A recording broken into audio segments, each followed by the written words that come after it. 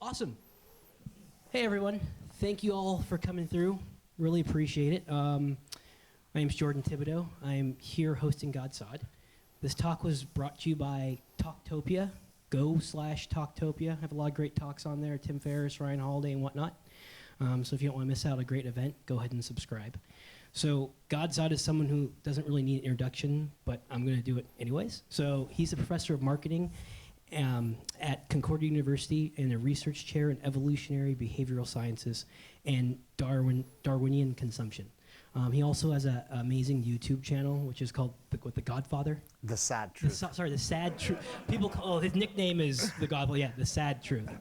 So anyways, thank you all for coming through, and let's give a round of applause to Dr. Gad Saad. Thank you.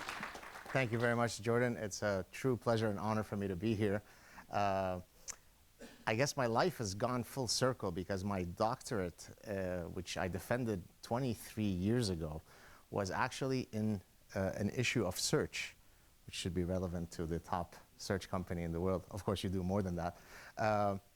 My doctoral dissertation was on a very specific problem, specifically something called stopping behavior.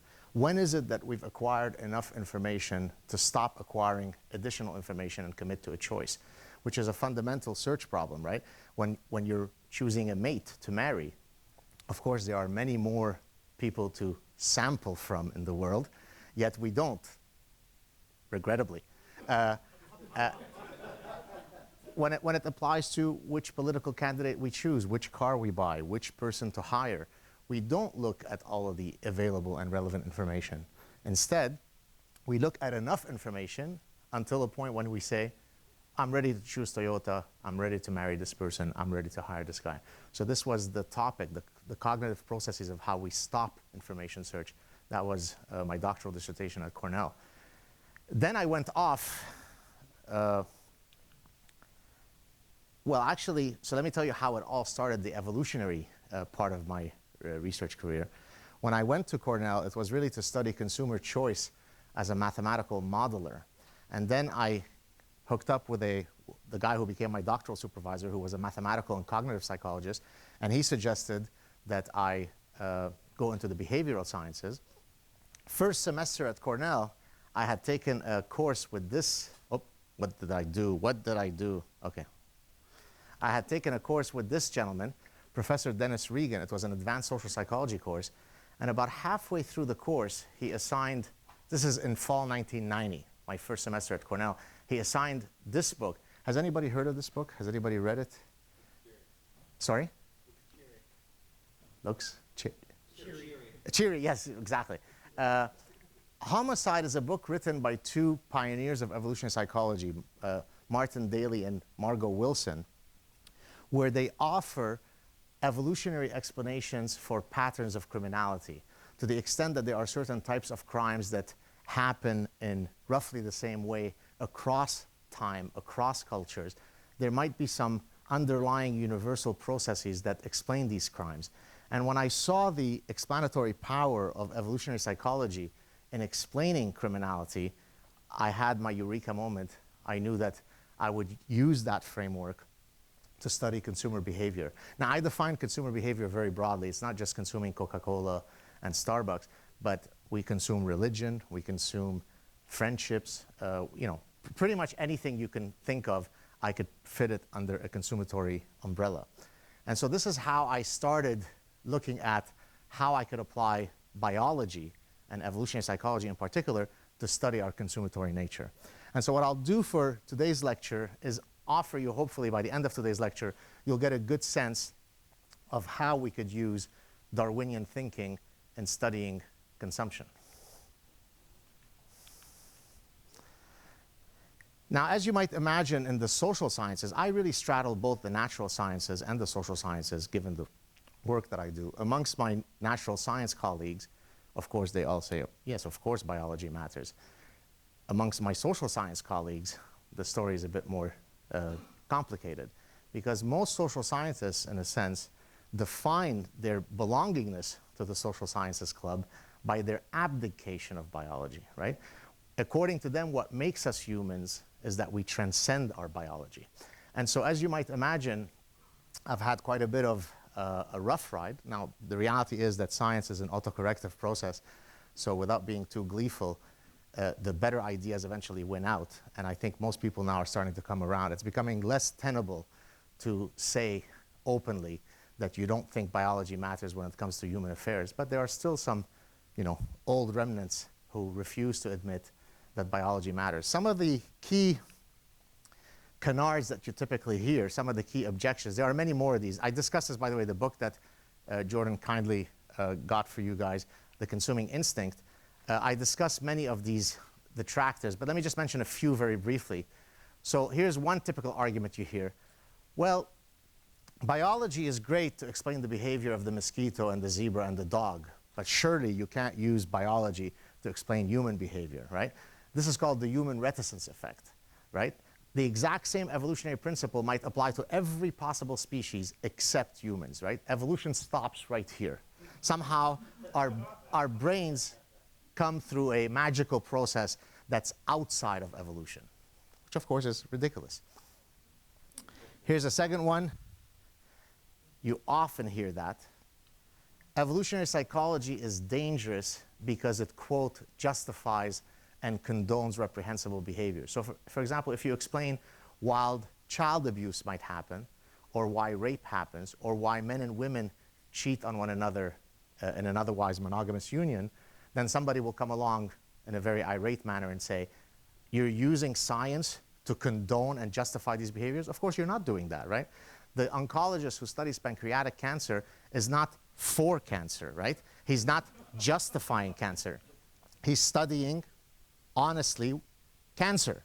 And so if you study child abuse and rape and marital infidelity, that doesn't mean that you're for it. That doesn't mean that you're trying to come up with an umbrella to justify it. It means that you're trying to honestly understand these very reprehensible behaviors. Here's another one that comes up often. This is what I call the, but men are not taller than women because not Tom Jones, what's his name? What's the actor's name? Tom Cruise. Tom Jones.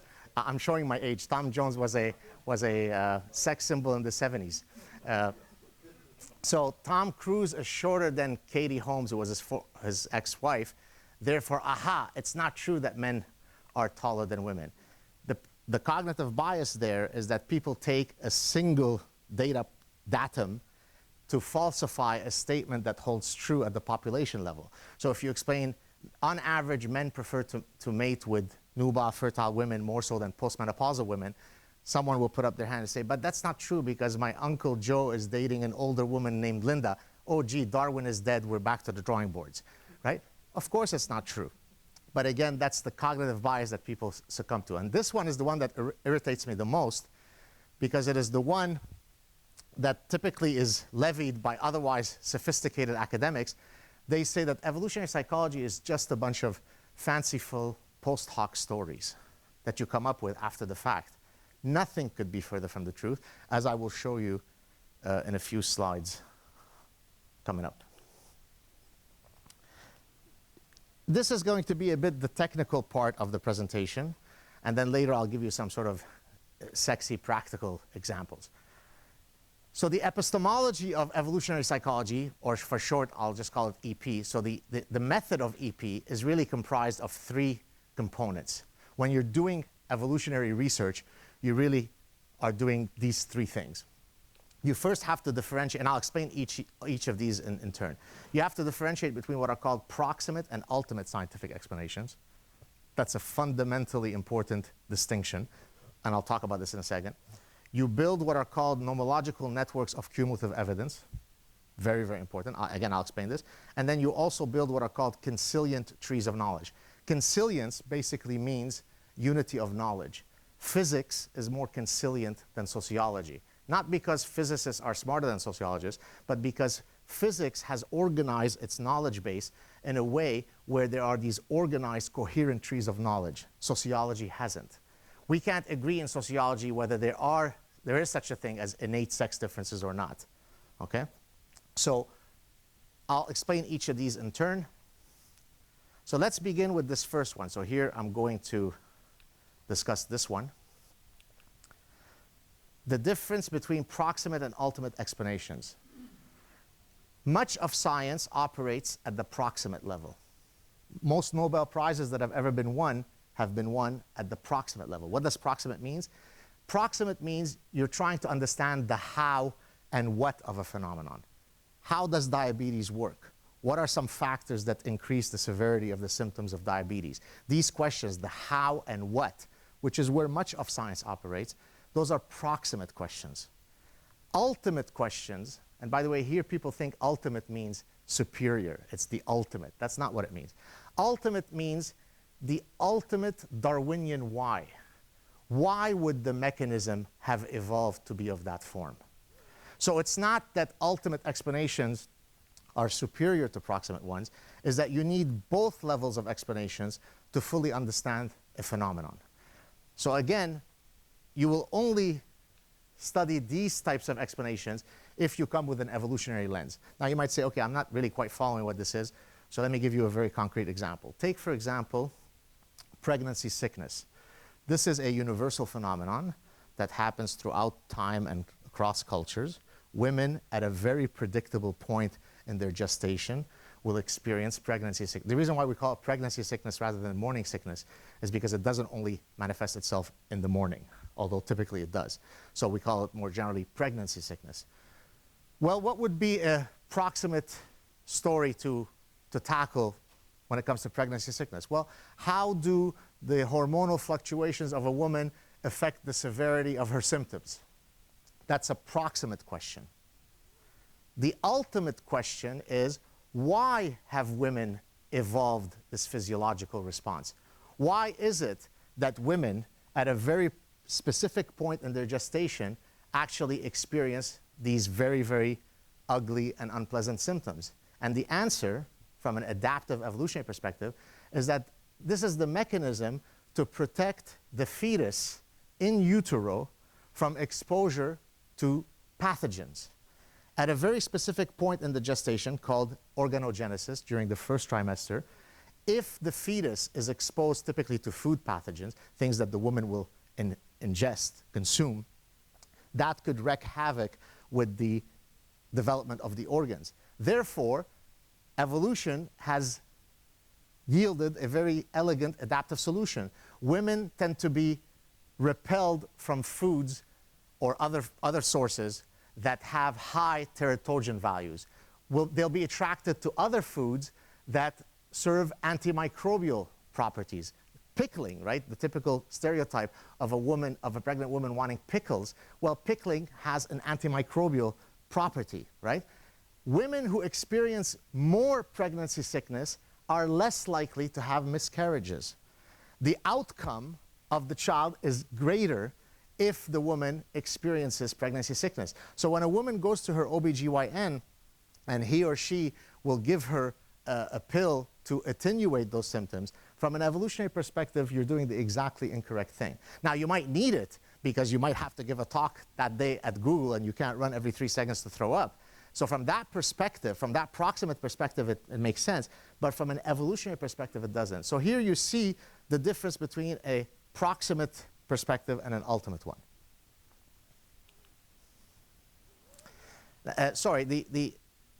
You might not be able to read this very clearly, but this now goes to the second point. Here I'm going to talk about how you build these nomological networks of cumulative evidence. How do you build evolutionary explanations? And it is exactly the opposite of this idea that we just sit there with smoking a pipe coming up with fanciful stories. It's the exact opposite of that. So here we go.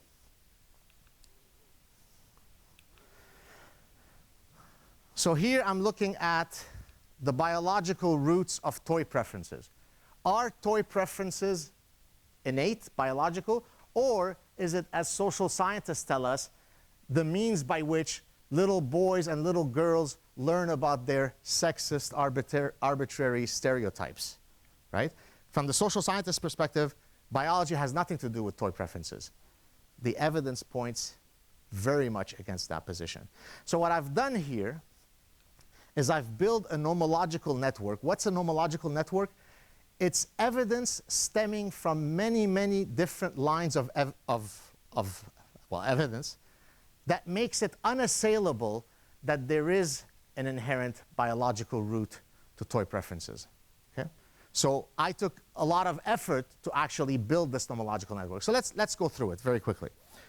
So you could take, this is from developmental psychology. You could take children who are too young to be socialized. In other words, by definition, they haven't yet reached the cognitive stage where they could be taught by mommy and daddy to play with trucks and dolls. And guess what? They already exhibit those sex-specific preferences. Now you might say, how do you elicit those preferences? It's either usually when they reach to one of the toy or the other, or through gaze studies. So little boys do look at trucks much more than little girls, and little girls will look at dolls and so on. So already just that one line of evidence is casting doubt on the idea that there is no innate preference involved with toys. But let's go on. Look at this one. Cross species.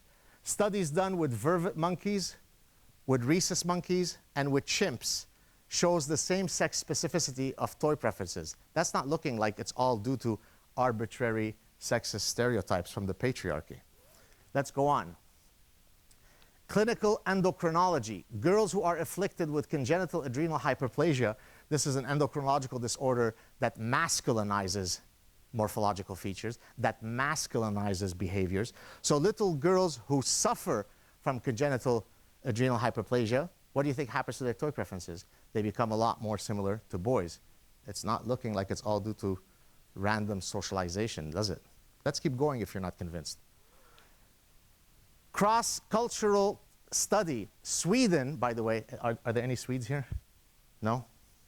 Okay, so then I'll bash on Sweden without... No. Sweden, there's something called the Hofstede score.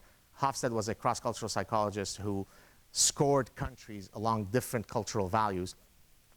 Of all countries in the world, Sweden scores the highest on femininity. So if there is a natural experiment where you could see whether toy preferences in a feminized society would somehow flip, Sweden would be the case. So this person inventoried 40,000 toys in actual bedrooms of little boys and little girls in Sweden, and guess what? They had the exact same toy preferences as everywhere else in the world. Already, we've reached enough evidence, but let's keep hammering it so it becomes unassailable. You could do cross-cultural studies with non-Western samples, because you might say, oh, but Sweden is still a Westernized country.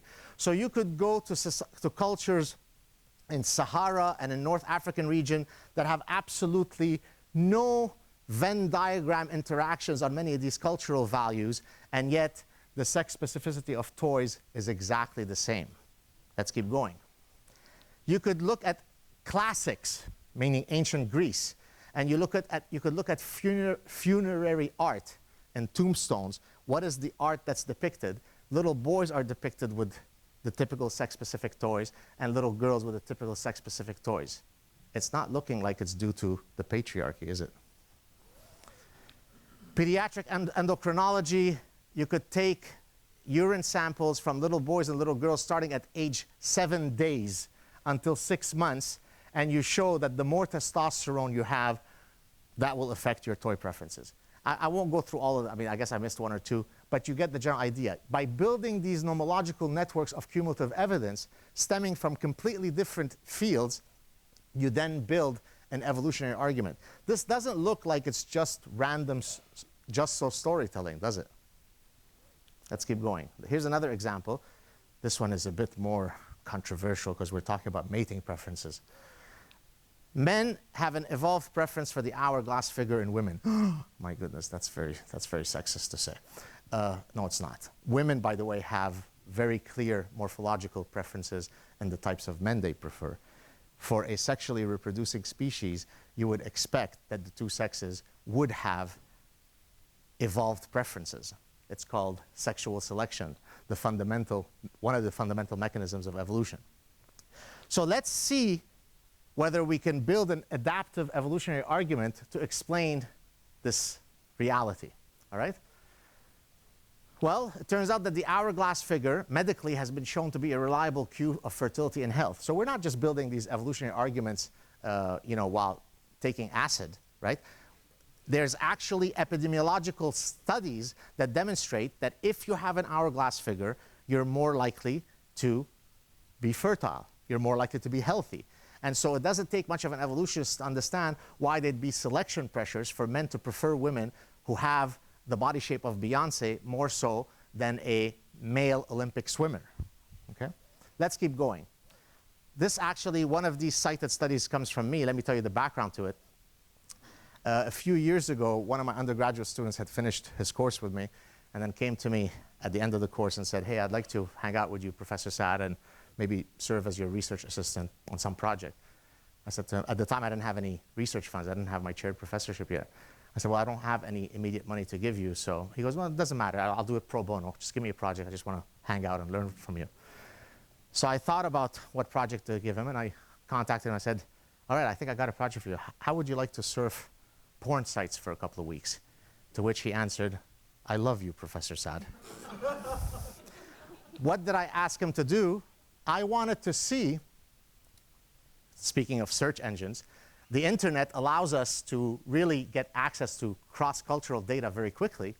I said, go to as many sites as you can find online where they advertise online escorts, women advertising their sexual services. My name is Linda, here's my height, here's my age, and usually they always give you their measurements. Now, of course, it doesn't matter whether their measurements are true or not, right? Because sometimes people say, oh, but what if she's lying? Who cares? That's not the point. The point is, what is she advertising? Because what she's advertising is what's catering to men's evolved preferences. And so I simply asked him to code the waist and the hip.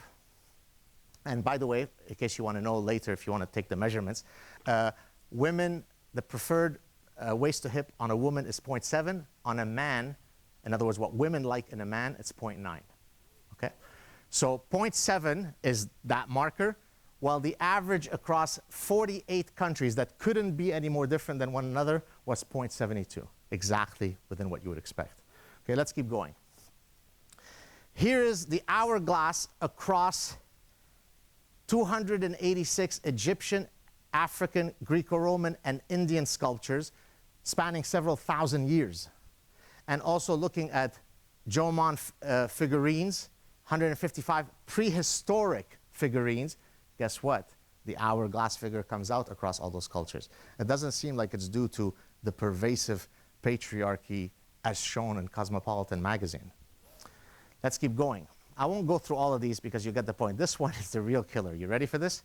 Congenitally blind men, men who've never had the gift of sight, exhibit the hourglass figure preference. Now you might say, well, how do they elicit those preferences? They do it haptically.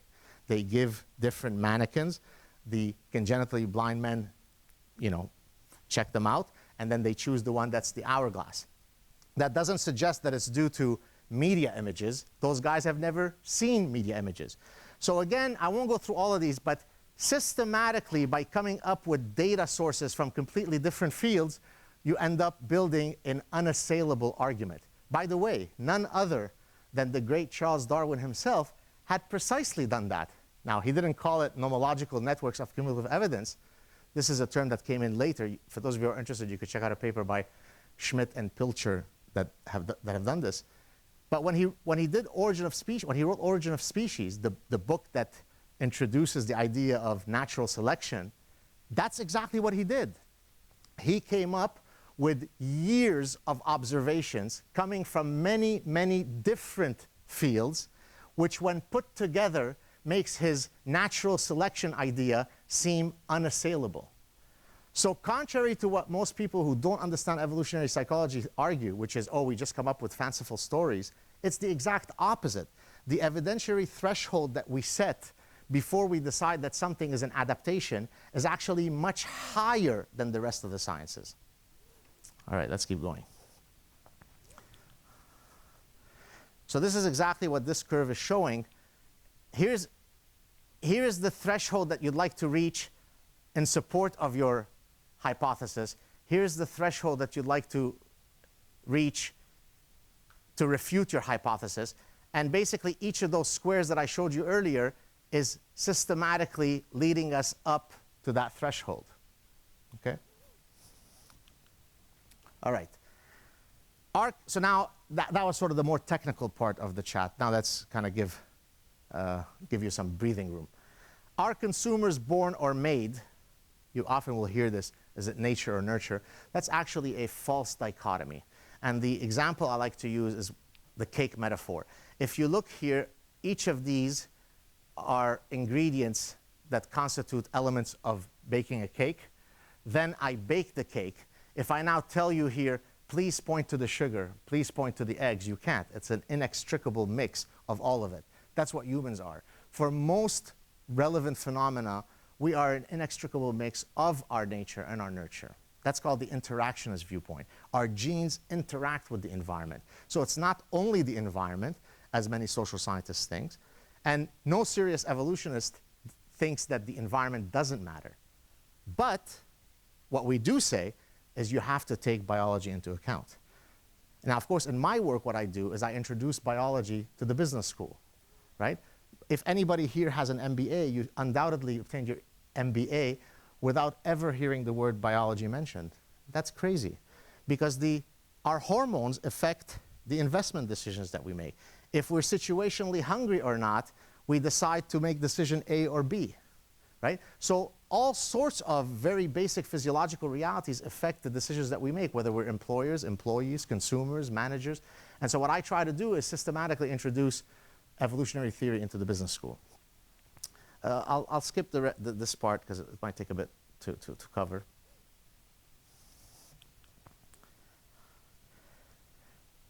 Evolutionary psychology is not only about looking at human universals, things that are the same across cultures. Evolutionary psychology can also be used to explain why cultural differences exist. Okay? So for example, some cultures have very spicy foods. Other cultures have very non-spicy foods. If I were a cultural psychologist, I would simply stop at that fact. I would simply point, the Malaysians have spicy food, the Swedish folks don't have spicy foods, good night everyone. It ends there. An evolutionist says, no, why do culinary traditions evolve to take different trajectories? Is there a fundamental reason that could help us understand why some culinary traditions are spicier than others? In this case, here's a very spicy Mexican soup, and here's the very non-spicy classic Swedish meatball plate. And there turns out to be a very good answer.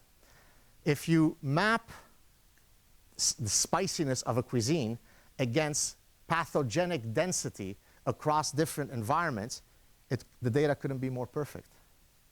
Why? Because in hot climates, where there is a greater proliferation of food pathogens, cultures evolve to come up with a solution to a biological problem.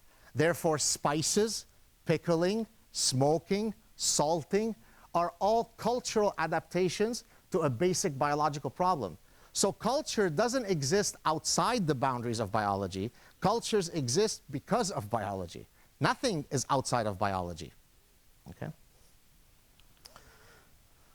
Here's a cool example to explain something known as the variety effect. So the variety effect is the idea that when you go to a buffet, most of us will tend to overeat, some of us more than others, because it triggers our penchant for variety seeking when it comes to foods. Now, for some animals, they have a very high metabolic rate, right? So if you are a hummingbird, you have to eat roughly 3 times your body weight in a typical day just to survive till tomorrow. If you did that as a 200-pound individual, you'd have to eat 600 pounds. Well, of course, we don't have that metabolic rate, but yet we still have this penchant to eat many different foods, which results, for example, if you go to an all-inclusive vacation. Has anybody been to Club Med?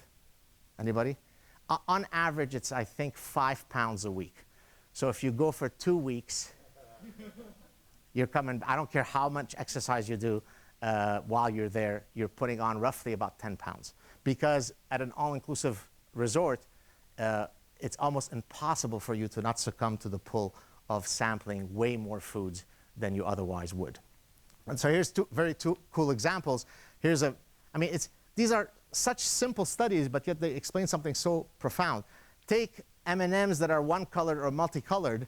The colorant is tasteless, it's odorless. In other words, it doesn't affect in any way objectively what happens. But which of these two do you think people eat more of? This one, okay? Because the visual system is being tricked into sampling more because of the variety of colors. Exact same study, but using shapes in this case. Here is one-shaped pasta, multi-shaped pastas. Otherwise, the pasta is exactly the same. I eat a lot more of this one, okay? Now, this is actually a study. This is one of the studies that perhaps, I'm fortunate enough that my work not only receives attention among scientists, but because of the type of work I do, often the media comes calling. This is one of those studies where the media came calling a lot, and you'll see in a second why. So I took here a principle from animal behavior, literally called peacocking, right? Where in this case you've got the male peacock, here's the hen, and he starts exhibiting this type of signaling to show the iridescent coloring, the size of the patterns, the size of the tail. All of this is what's known in biology as a handicap principle. Why? Because for this animal to have evolved such a burdensome tail, right, this tail actually goes against its survival. It actually reduces the likelihood of him taking flight and avoiding predators. It actually increases the likelihood of a predator seeing him. So how could it evolve? Through natural selection, it certainly couldn't evolve. It evolves through sexual selection because it is actually an honest signal of his phenotypic quality. He is saying, look, despite the costs I am carrying for having this tail, here I am. I'm the real deal, pick me. So I take this idea and then I apply it to human consumer behavior. And therefore, for all of you rich Google types that are buying the Maserati, you're just lowly peacocks. I got you pegged from day one, right? What are you doing? You're basically saying, look, you little pretender males, you can't compete with me because it requires for you to play at a higher level to reach my signal. By the way, the uppers, the highest echelon, actually drive very non-fancy cars. Why? Anybody? Any ideas? Yes? No. Good answer. No. It's yes? It's almost that. Exactly. Well, especially within their social class, right? So let me say it. So if I am a billionaire, driving a Ferrari amongst my billionaire circle is not really a barrier to entry for their signaling, because they could match that as well. Therefore, it is an irrelevant cue to use to demonstrate my honest status. The way that I would do that is I will buy a painting that a 3-year-old could have painted and pay $100 million for it. Now, that's an honest signal. It has to be wasteful. Just like the peacock's tail has to be wasteful, throwing away $100 million on something that a 3-year-old degenerate could do, now that's impressive. I'm mixing it up for you. You guys are too politically correct. Let's bump it up a bit. Okay, all right? So therefore, what I did in this study, not a 3-year-old degenerate, a prospective 3-year-old degenerate. Because at 3 years old, his trajectory hasn't been set yet. So what we did here is we took this idea and we actually, and I say we, this is with my former graduate student, John Vungas, we actually got a Porsche and a beaten up car.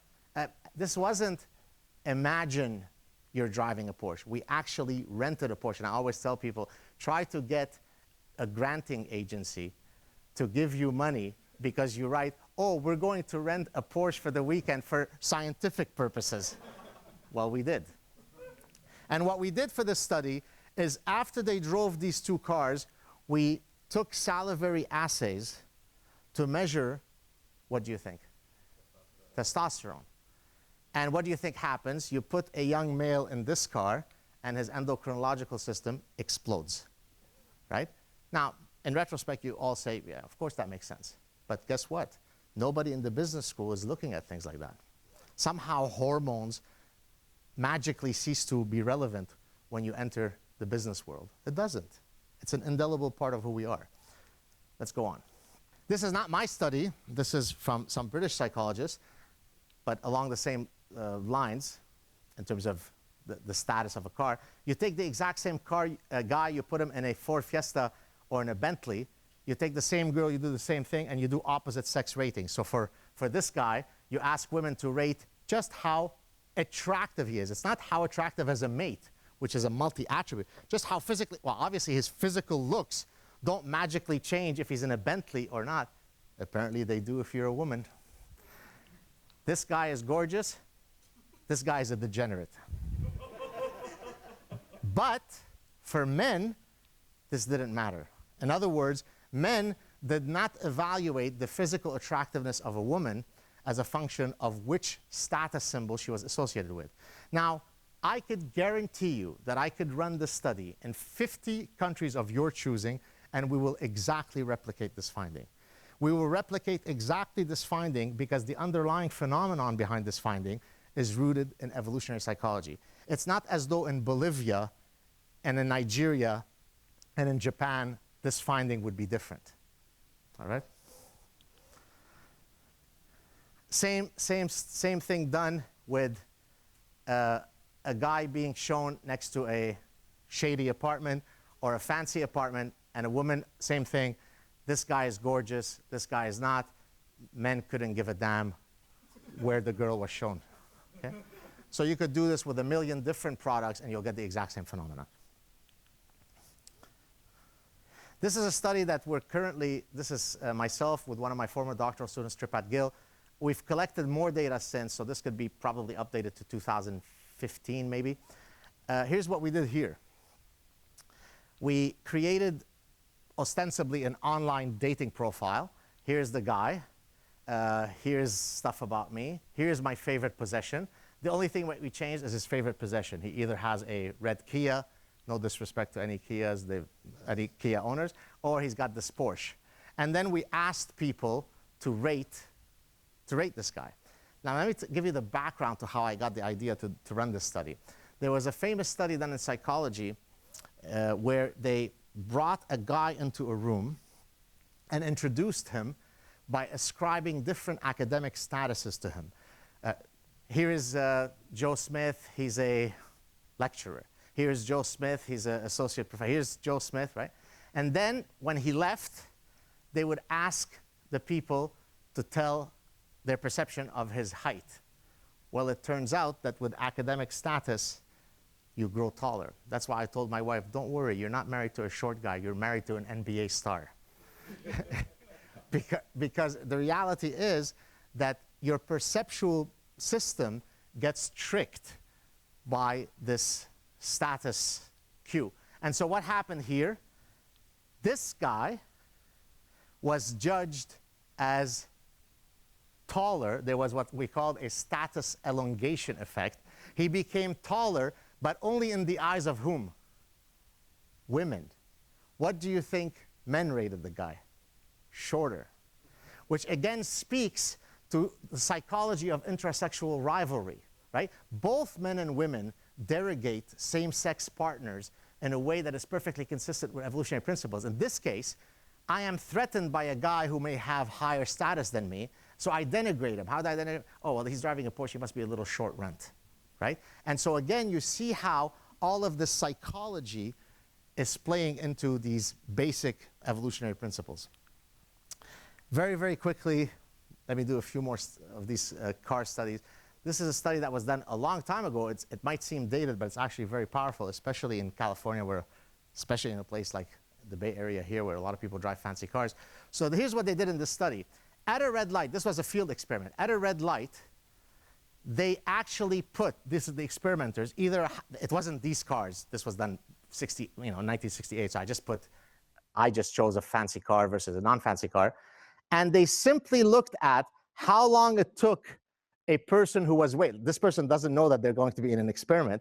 How many seconds when the light turns from red to green do you exhibit cues of impatience? Maybe you flick the light, maybe you honk. Of course, people were a lot more impatient when the car that was blocking them was lower status. That again speaks to certain submissive dynamics that happen within social species. In this case, it's happening in a very modern context in the way that we respond on the road. In this case, another study, more than almost 30 years later, they kept the status of the car constant that's blocking, and then they looked at whether the car that's being blocked would exhibit greater impatience as a function of which car I was driving. If I am in a fancy car, it'll take me less time to be irritated. And again, you could see these types of dominant submission interactions across many social species. Let's move on. Now, so far, a lot of the stuff that I've been talking about, it seems as though I'm looking at male-based sexual signaling. But of course, that's not true. Women, in the human context, and not just human context, across animals, women, of course, or females in the greater context, will engage in sexual signaling. So in this case, this is a female chimp. She will exhibit estrus, that she is in a sexually receptive state, by sending certain olfactory signals that are very attractive to the males. Her genitalia will become engorged, will become enlarged, and this is basically saying that she is sexually receptive. So I took this idea and I thought, well, how could we apply this principle, which manifests itself across many, many species, to the human context, and specifically to the consumer context? And the idea was to look at how women dress as a function of where they are in their ovulatory cycle. And what do you think we found? When women are in the maximally fertile stage of their menstrual cycle, when they're ovulating, they dress more sexily. They beautify more. Now, that doesn't mean, by the way, that they look at an ovulation chart and say, oh, geez, okay, there's ovulation, let me dress with shorter skirt. It's a subconscious mechanism. I feel more sexy, I feel less bloated, I feel more desirable, my self-esteem is higher.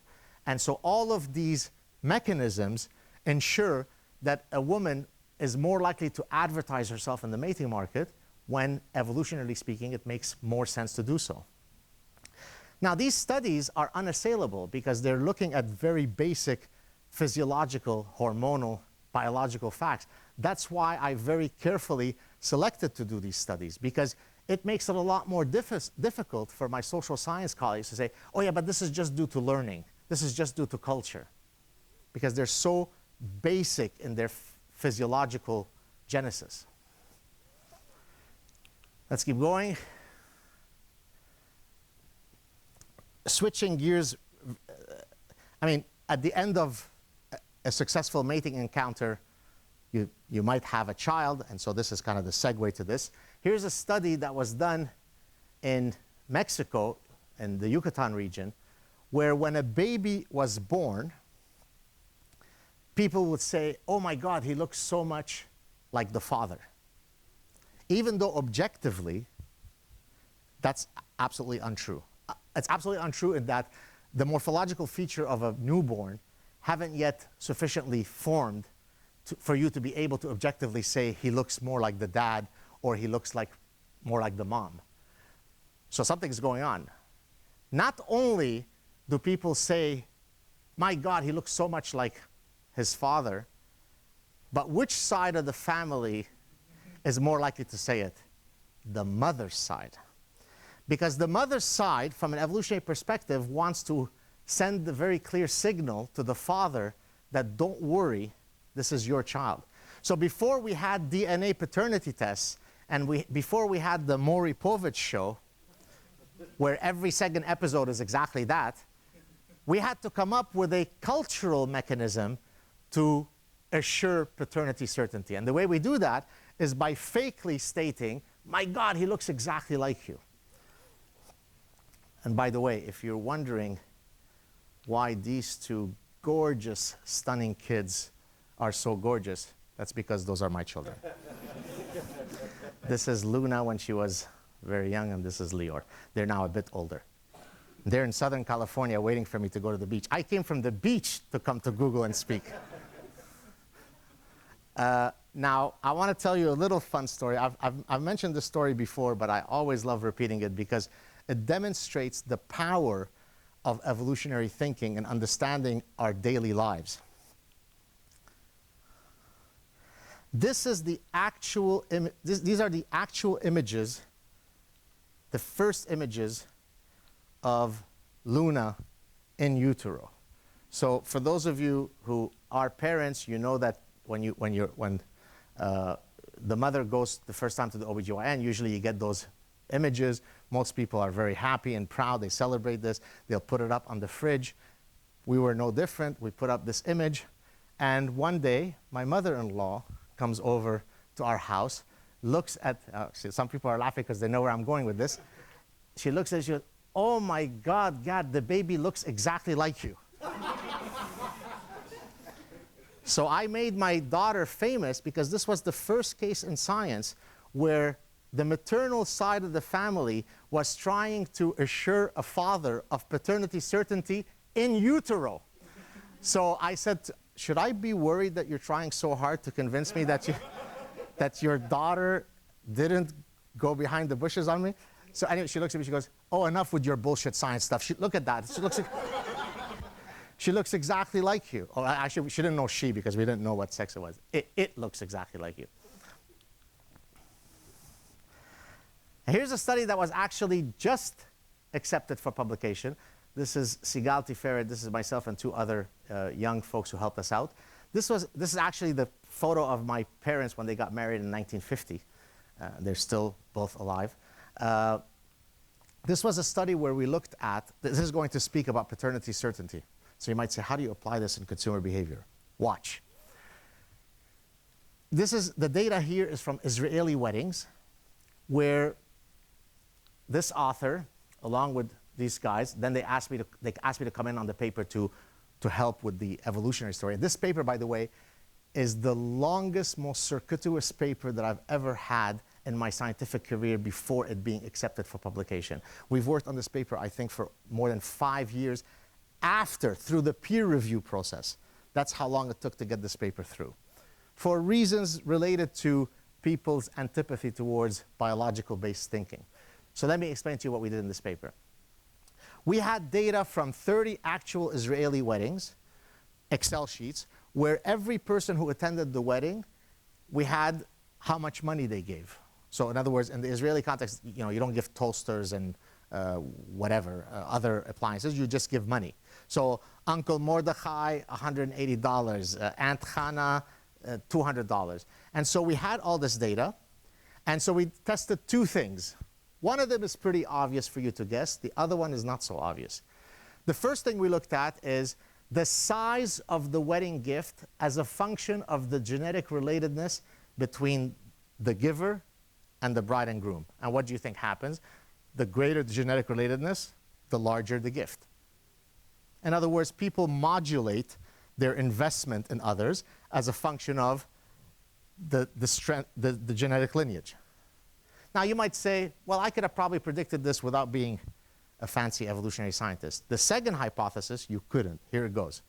If you take, for example, your 4 grandparents, on average, they share, each of them, a quarter of their genes with you.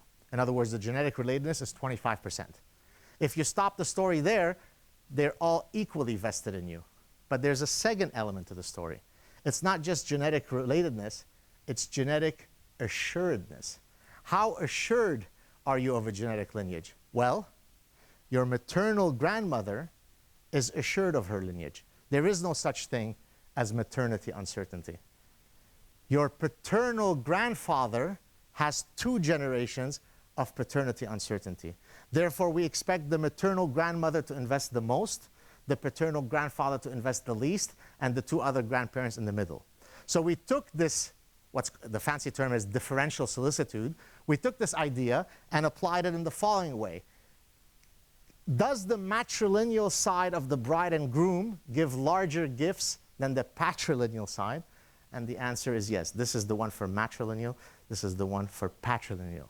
So holding genetic relatedness constant, when you come from the mother's side, you give greater gifts than when you do from the father's side. No one would have generated this hypothesis if you weren't coming from an evolutionary lens. You couldn't have even posited that hypothesis. I don't want to spend much time on this, but remember earlier I talked about a Cancilian tree of knowledge? This is exactly an example of a Cancilian tree when it comes to evolutionary theory. You start with some general evolutionary principles that are now unassailable. They've been tested for over 150 years. These lead to what are called middle-level theories. Kin selection is the mechanism that explains why people or animals invest in their kin, more so than in random strangers. Based on kin selection, I could generate hypotheses about genetic relatedness and genetic assuredness, and then based on that, I just told you the study that I mentioned. Okay? Therefore, what evolutionary theory does is it provides you with these elegant, organized trees of knowledge, very much like you would expect in physics and chemistry and biology. And so one of the arguments that I make, and some of my evolutionary-minded colleagues make, is that the social sciences will eventually have to go through the same revolution that biology did. Today, no working biologist says that evolutionary theory is maybe right, maybe wrong. There is no chemistry professor who is for the periodic table and some who are anti-periodic table. The same thing has to happen in the social sciences. For us to have the same impact and same influence, we have to agree that there is a set of core knowledge that after a while becomes unassailable. And the way you do that is by building these coherent trees of knowledge. All right, we're almost done. Let me just read you a few quotes that are very, very powerful to really drive the point home of the importance of biology to everything that we do. This is an exchange that took place on Charlie Rose. If any of you watch it, it's usually late at night on PBS.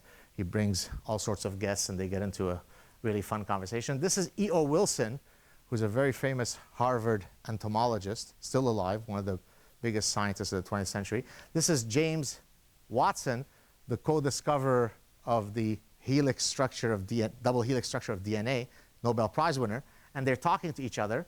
So let me just read it for you. Psychologists, most of the practicing psychologists and theoretical psychologists and the vast majority of social sciences who really determine a lot of the intellect that goes into our policies, you know, in our philosophies have no connection at all to their true nature of humanity or what human nature is at a biological level. This is still a huge gap, and I believe that we will start to fill that in a way that will be useful in years immediately ahead. I see the past century was the coming together of chemistry and biology. This century will be the coming together of psychology and biology. And this is exactly what I do in my work. I marry psychology and biology. Now, interestingly, this might interest some of the folks here who are more practitioner-oriented. Practitioners of business are typically a lot less, they exhibit a lot less animus to these ideas than academics. Because academics are typically vested within their paradigms. And therefore, if you come along on your biology horse, and if they feel threatened, then they will put up resistance. Well, the practitioner doesn't care. The practitioner simply cares about what works. So if you're an advertising executive, and my theories can help you develop better advertising appeals, go for it. And so here's an example from way back in 1964. This could have been written by an evolutionary psychologist. Let me just read it for you. Because advertising, effective advertising, is an appeal to human fundamental needs, desires, and motivations, is an appeal to basic human nature. People the world over have the same basic need for food, clothing, and shelter, the same ambitions, the same egotism, and the same temptations. The setting changes, the climate, the culture, the idiom, but the basic human nature is the same. This is basically evolutionary psychology. It's looking at these human universals. And then this one is also, this is the founder of one of the biggest advertising firms of the 20th century. He's basically saying if you want to understand how to communicate, you have to understand human nature. Again, this is very much of an evolutionary argument. Almost done. Before I put up, let me just, sometimes I get people who say, well, okay, but give me some very clear practical applications of the fancy scientific work you do. Well, here's one, which will be the next slide. If good marketers, whether they know it or not, understand human nature well.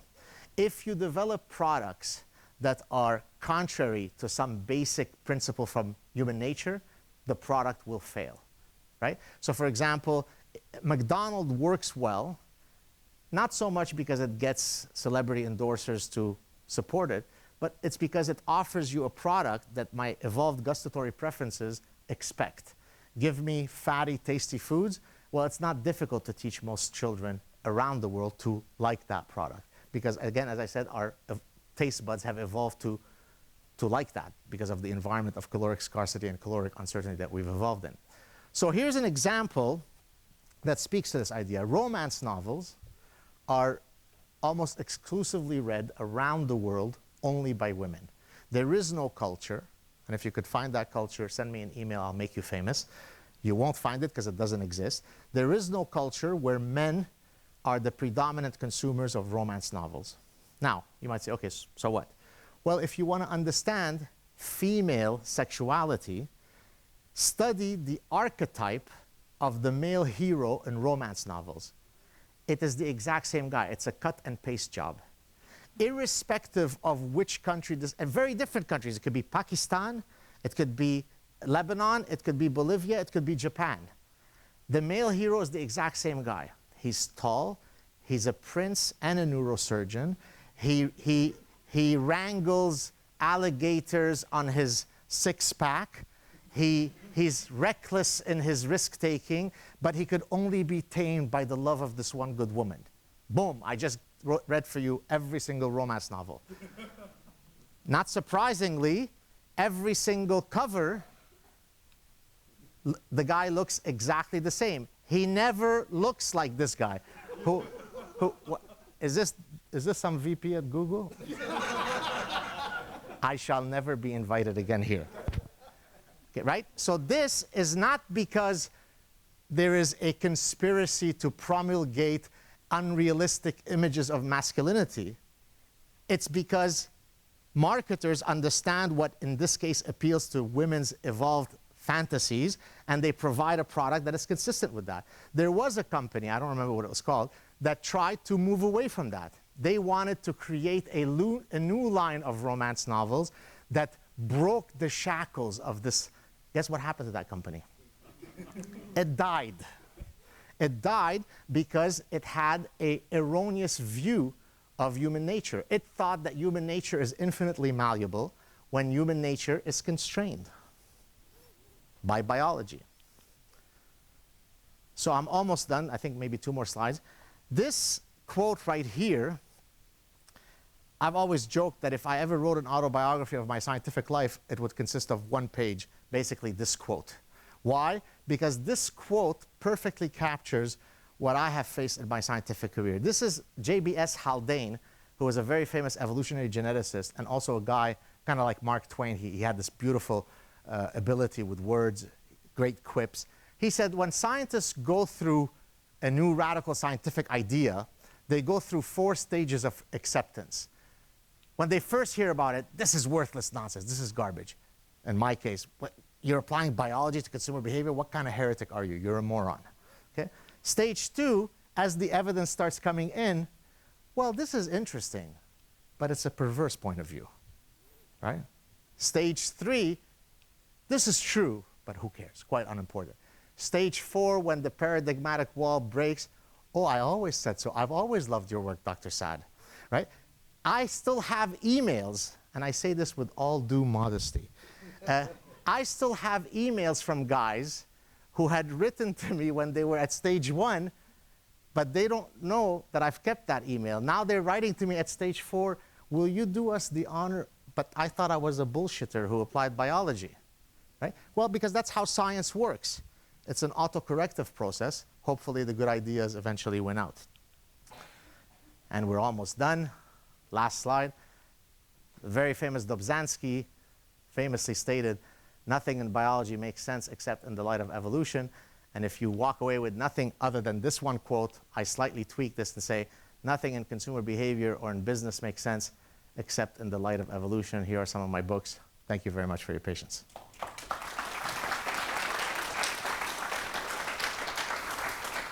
Thank you very much for your time. We're going to go through some questions real quick. Let's do it. If anyone has any questions for the doctor, please head over to the mic right there.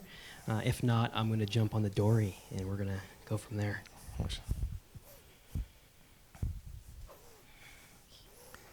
That's either really good news or really bad news.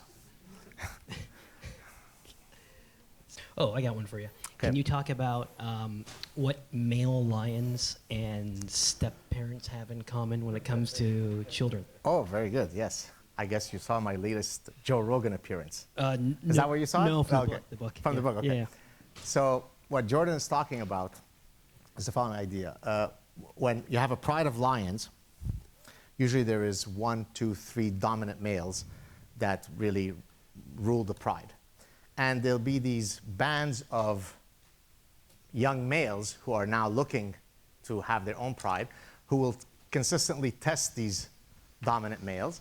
Usually they will lose until one day nature catches up to the older guys, and, they're either killed or they're ostracized out. The new males come in, take over the pride.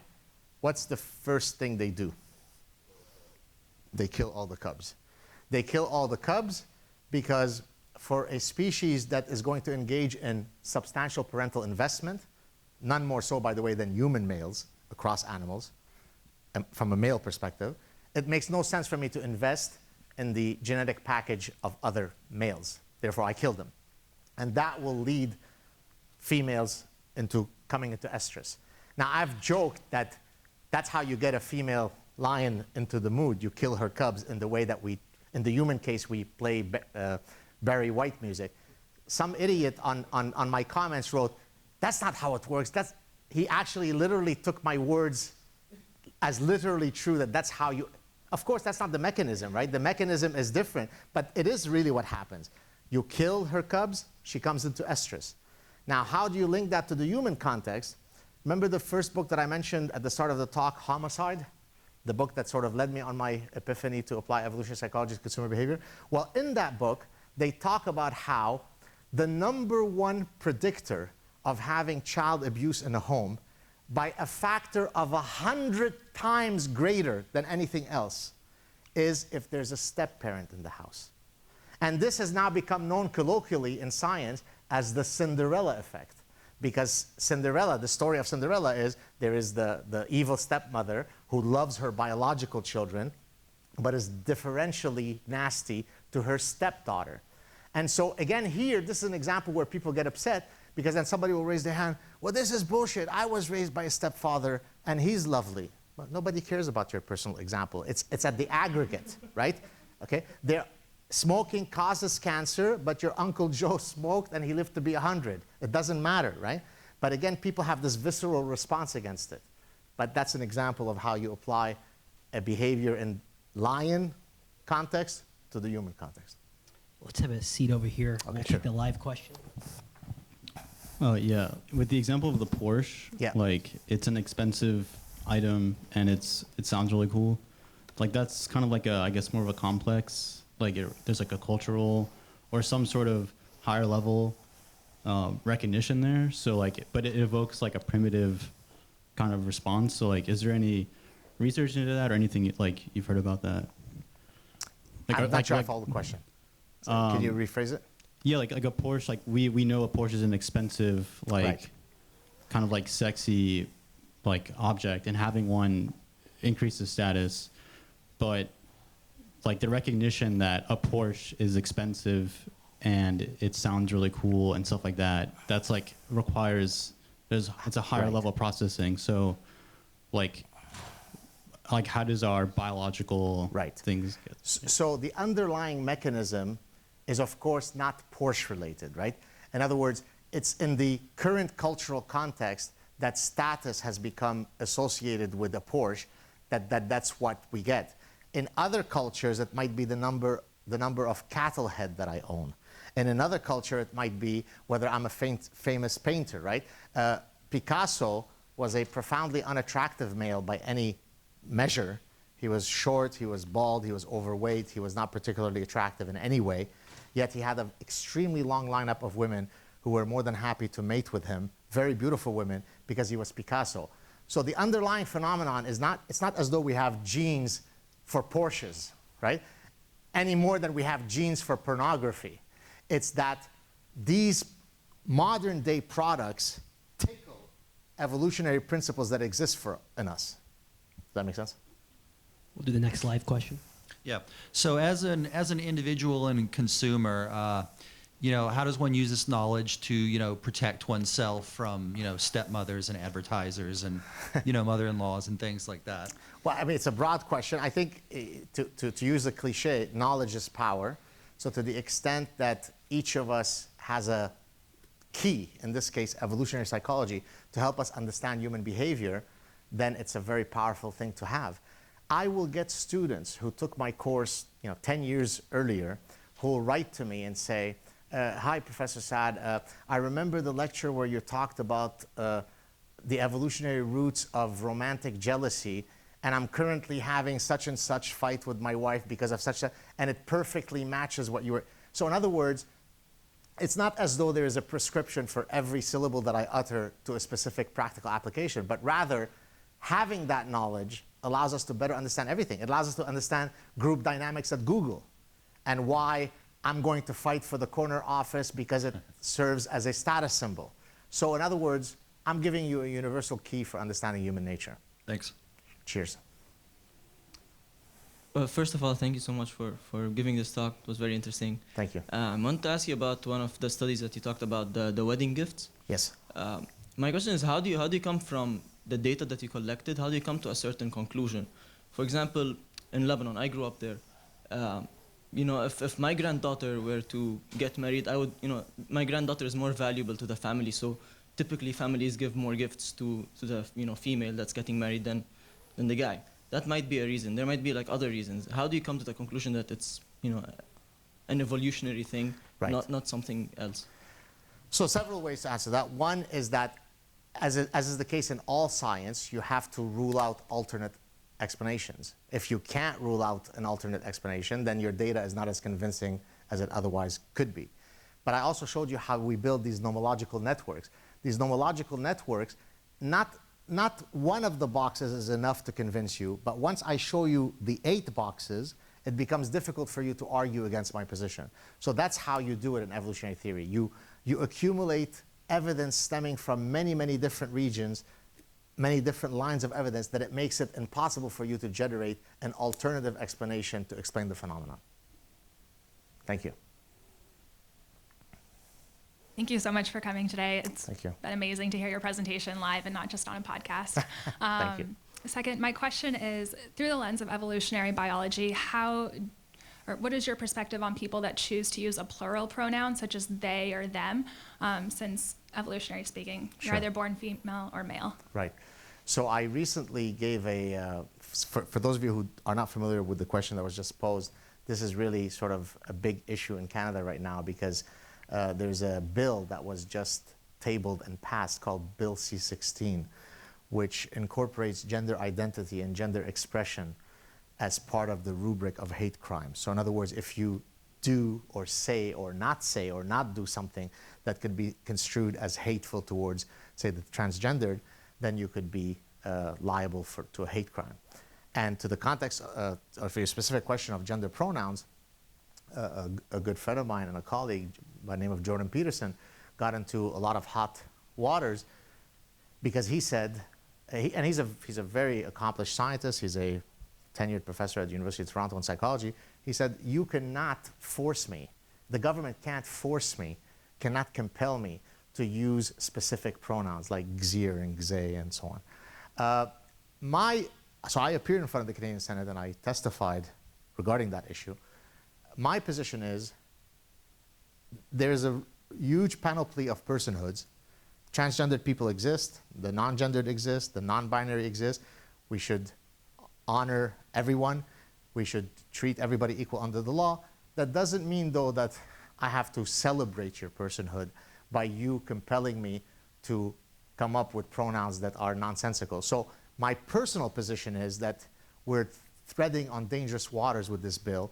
My point during the Senate hearing, by the way, was every single word that I uttered in today's lecture could be construed as a transgression of Bill C-16.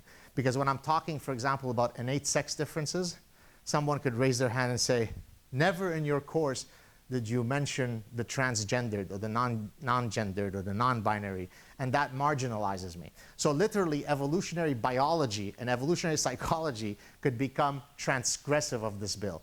So while I respect everyone's personhood, that doesn't mean that it should be anti-science.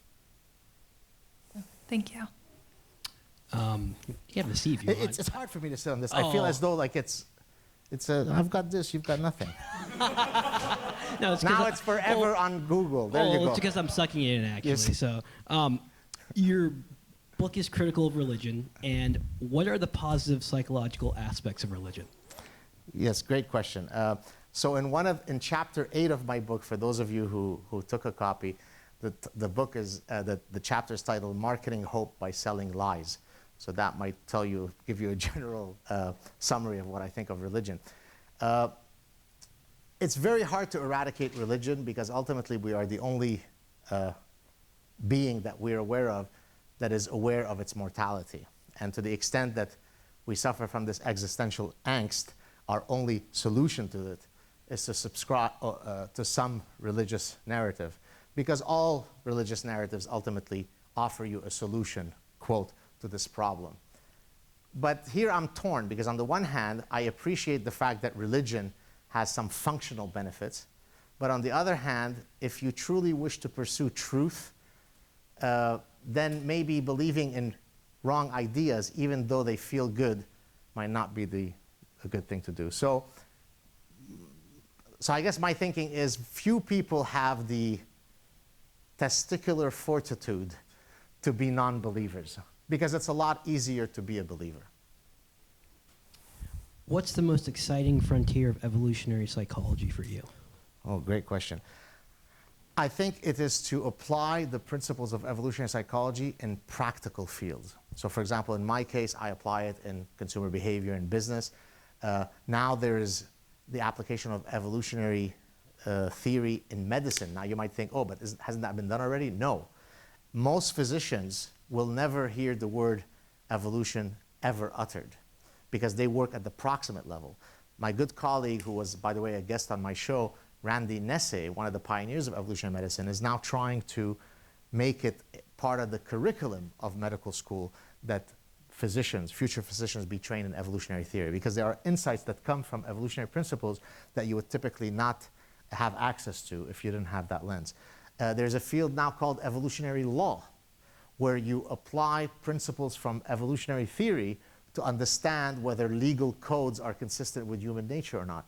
So I think the next frontier is to move beyond the study of mating behavior and so on, is to take the key of evolutionary psychology and use it to unlock different practical fields. Going back to your comment on the car, I had to reflect my own personal anecdote. So my first car when I was 18 years old was a 1987 Ford, it was a Volkswagen Fox. It had about 200,000 miles on it. It went around the sun multiple times, I guess, or something. The engine was so loud that I could literally have like George Clooney and Angelina Jolie in my car with a pile of cash, and I couldn't get anyone to come inside because the car looked so terrible. But when I would drive to De Anza for community college, I got stopped multiple times for the car I was driving because it looked like a good stop. But then once I upgraded my car to like a Ford Focus and put my Santa Clara University like alumni plaque on that, I haven't been stopped for like 10 years almost. So it's really interesting because in your book you talked about if you're driving a high-end car, people are more or less likely to honk when you're late at a red light, compared to if you're driving a cheap car, people will honk right away because it's like, who is this person? But I wanted to ask you, you had a point about how birth order affects our psychology in families. Can you talk a little bit about that? Sure. So there's this gentleman by the name of Frank Soloway, who's a historian of science and a Darwinist, who came up with an incredible idea to explain birth order effects. Typically, when you talk about birth order, sorry, should I be looking at you, or is it okay to look at everyone? Okay, yeah. I know I'm just too handsome. It's hard. Yes, exactly. Typically, when you study birth order effects, it is studied from the perspective of how parents treat children of different orders differently. So they might treat the firstborn differently than the lastborn, and that's at the genesis of birth order phenomena. Frank Sulloway flipped that whole script upside down. He argued that no, actually what drives birth order effects are the children themselves. And let me just explain it very quickly. It's actually an interesting marketing problem. The fancy term is called Darwinian niche partitioning hypothesis. So it basically works as follows. When a child is born, one of the ways that it has to secure maximal parental investment is to convince the parents that it is uniquely different from all the other children. Okay? So there are many different niches I could occupy as a child. I could be the good boy. I could be the rebellious boy, right? So if I'm the firstborn, all of the niches are unoccupied, correct? Therefore, I could pick any of them. If I'm the secondborn, I have n-1 niches. As I go down the SIP ship, there are fewer and fewer niches from which I could fill. And he argued that that adaptive problem causes later borns to score higher on openness to experiences, to be greater thinkers outside the box, because of this original problem that they have to solve, which is how could I be maximally different from all my other siblings? And whenever I lecture about this, I always end with the following. Can we guess what Professor Saad's birth order is? Boom. I was destined for greatness because I'm last born. I'm the last of 4. So that's the explanation for the birth order effect. Yeah, that's what caught my eye, because my brother is like 6'3", amazing athlete and whatnot. He was getting recruited for college when he was playing for Bellarmine for football. And I was always known as Gabriel's little brother. And I was like, crap, well, I'm 5'7", nothing, and I weigh nothing. So I guess I'll be the one who either makes people laugh or is either like studying really hard or whatnot. Or the guy at Google, you're right. So it's funny how that plays out. Can you talk about the mobility and friendship issue in the U.S., how we're constantly relocating and whatnot? All right. And how can we overcome that? So that part I was talking about cross-cultural differences in friendships. And one of the arguments that I've often heard, so for example, when I was in graduate school, most of the graduate students who were not American would always say the same thing, that you could make friends very easily with an American, but the friendships somehow seem to be shallower. They're sort of more ephemeral. And so I was thinking, well, why is that? I mean, it can't be because Americans are more shallow folks. That certainly can't be it. And so the argument that has been proposed is that the greater geographic and socioeconomic mobility in the United States, today I'm in Atlanta, tomorrow I'm in Mountain View, today I am a lower economic status, now I'm a .com billionaire. That mobility causes people to have a different outlook on friendships. Whereas when you come from the old country, meaning any, Lebanon, Italy, Greece, India, typically the place where you're born, that little village where you're born, is where you're going to typically die. And therefore, that's closer to the evolutionary environment in which we've evolved, right? The networks are much tighter. They mimic much more the environment in which we evolved, whereas the environments that we see in our modern environment today are not the ones that we've evolved in. That's why in California, for every single of the most banal exchanges, you have a 600-page legal disclaimer form, right? I remember when we moved from Montreal to, I was a professor at UC Irvine, the first place that we rented, a townhouse, the rental agreement was probably 3 times the size of the Camp David Accords between Egypt, Lebanon, and the United States. In 1953, we passed a certain fumigation. You can't sue us if in 17 generations one of your kids develops cancer. You're reading through this, you're saying, I mean, am I renting an apartment or is this like a nuclear reactor? So what's going on? Well, the reason for that is because of the anonymity of the current environment that we live in. The social interactions have to be mandated by these contracts. If you're back in Lebanon, well, I just have to shake your hand and that's enough. Now, that's not because the Lebanese are more honorable. That's because if I cheat you once, that's the last time I'm ever going to cheat you, because I'm going to be in that environment. So you don't need the 7,000-page contract to mandate relationships. So I argue that that's what drives the cross-cultural differences and the depth of friendships.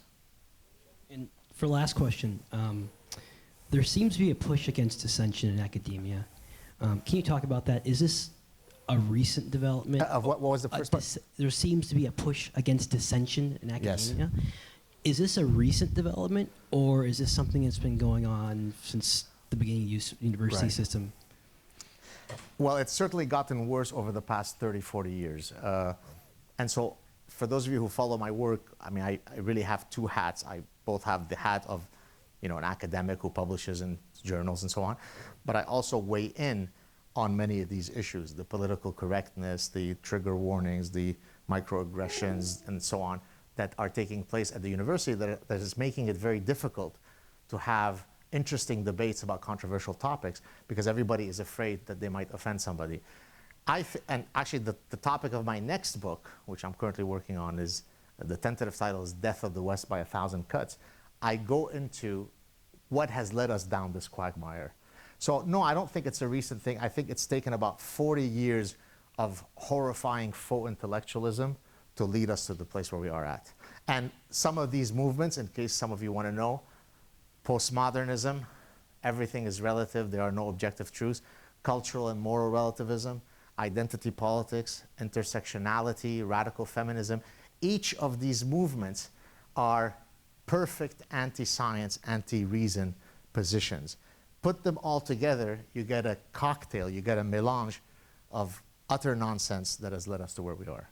So I'd like to think that there's a few of us now that are working to fight against this. The news is still not good because I will often receive emails from professors, tons of them, who will write to me, we're so inspired by you, thank you for your courage, but shh, they'll never say it publicly. As if supporting freedom of speech, freedom of intellectual diversity is a controversial topic, right? They support freedom of speech, but they're afraid to state so openly. So we're in a difficult position, but a few of us are fighting very hard to try to reverse the trend. Well, thank you very much for coming here and speaking. My pleasure. You flew across the country to make it here on short notice, so if we can give him a round of applause. Thank you very much.